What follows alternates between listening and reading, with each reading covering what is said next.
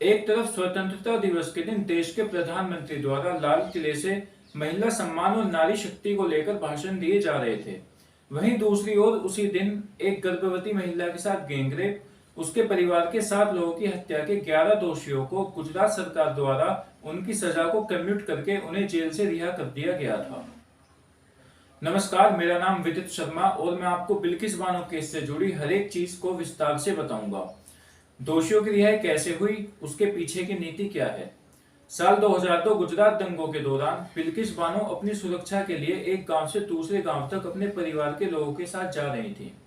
उस समय बिल्किस बानो की आयु 21 वर्ष की थी और वो 5 महीने की गर्भवती थी। पन्नीवेल गांव के पास दंगाइयों की एक भीड़ ने उन्हें देख लिया और उन पर बेरहमी से हमला किया। बिल्किस बानो के साथ गैंगरेप किया गया। पुलिस के मुताबिक उनके परिवार के 14 लोगों की हत्या कर दी गई थी, जिसमें डेड बॉडी केवल 7 लोगों की ही मिल पाई, जिनमें ना तो बिल्किस बानो की 3 साल की बेटी शालिहा की डेड बॉडी थी, ना ही उनके चचेरे भाई के 2 दिन पहले जन्मे बच्चे की डेड बॉडी थी। बिल्किस बानो बेहोश हो चुकी थी। उन्हें मरा समझकर दंगाई वहां से भाग निकले थे। पुलिस ने सबूतों के अभाव में केस को खारिज कर दिया। उसके बाद बिल्किस बानो राष्ट्रीय मानवाधिकार आयोग पहुंची।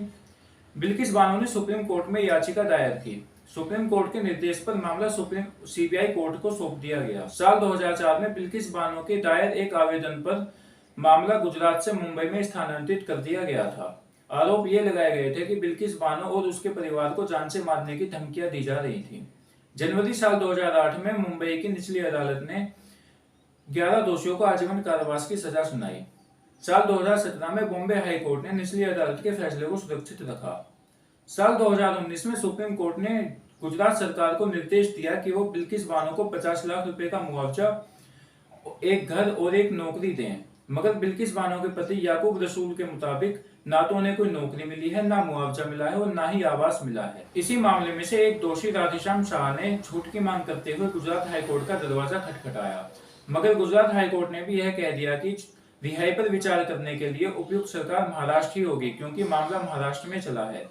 उसके बाद सुप्रीम कोर्ट में अपील करने के बाद 2 न्यायाधीशों की बेंच ने 22 मई को फैसला सुनाया कि अपराध गुजरात में किया गया था और मुकदमे के सीमित उद्देश्य के लिए मामला गुजरात से मुंबई में स्थानांतरित किया गया था, इसलिए रिहाई पर विचार करने के लिए गुजरात सरकार ही होगी। सुप्रीम कोर्ट ने गुजरात सरकार को रिहाई पर विचार करने के लिए कहा।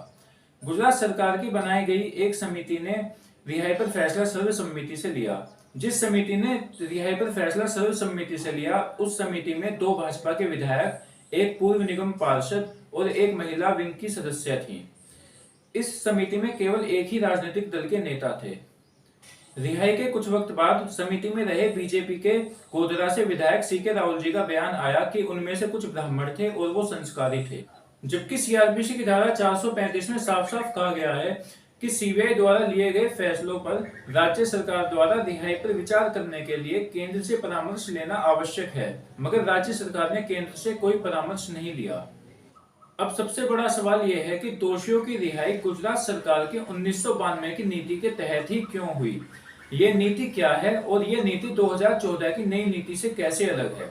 सबसे पहले 1992 की नीति को समझते हैं। गुजरात हाईकोर्ट के निर्णय के अनुसार 9 जुलाई 1992 को गुजरात सरकार ने आजीवन कारावास के दोषियों की शीघ्र रिहाई से संबंधित एक सर्कुलर जारी किया।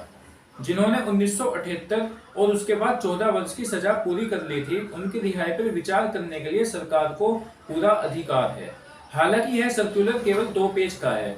इसमें उन सभी बातों का उल्लेख नहीं किया गया जो एक दोषी की रिहाई पर विचार करते वक्त ध्यान में रखा जाना चाहिए। गुजरात सरकार की 1992 की नीति आजीवन कारावास के दोषियों की रिहाई पर विचार करने के लिए भले ही सरकार को अधिकार देती हो, मगर सुप्रीम कोर्ट ने 2000 में लक्ष्मण वर्सेस भारत संघ में 5 विचार रखे थे कि अपराध कैसा है, अपराधी का एक व्यक्तिगत कार्य जो समाज को प्रभावित नहीं करता, क्या भविष्य में अपराध दोबारा दोहराया जा सकता है, क्या अपराधी ने अपराध करने की क्षमता खो दी है, अपराधी के परिवार की आर्थिक और सामाजिक स्थिति। अब 2014 की गुजरात सरकार की नई नीति के बारे में बात करते हैं। सन 2012 में सुप्रीम कोर्ट ने ऐतिहासिक फैसला दिया था कि राज्य सरकार द्वारा छूट नहीं दी जा सकती। सुप्रीम कोर्ट ने यह भी कहा कि कैदी को 14 वर्ष या 20 वर्ष की सजा पूरी करने पर कोई अधिकार नहीं है कि उसको रिहा कर दिया जाए। 23 जनवरी 2014 को गुजरात सरकार ने नई नीति बनाई और उसमें सुप्रीम कोर्ट के फैसले का जिक्र किया।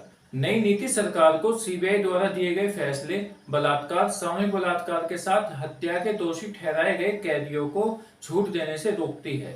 अब सवाल यह भी है कि 1992 की नीति के तहत ही रिहाई पर विचार क्यों किया गया। इसके लिए तर्क ये दिए गए कि जिस समय फैसला सुनाया गया उस समय गुजरात में 1992 की नीति प्रचलित थी, इसलिए 1992 की नीति के तहत ही रिहाई पर विचार किया गया।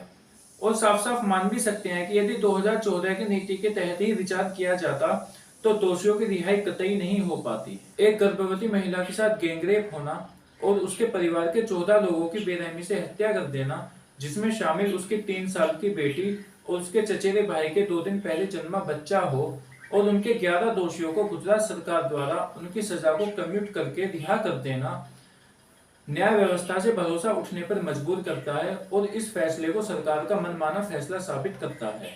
इस मामले में आप हमें अपनी राय कमेंट बॉक्स में दीजिए, वीडियो को लाइक कीजिए, शेयर कीजिए और चैनल को सब्सक्राइब कीजिए। धन्यवाद।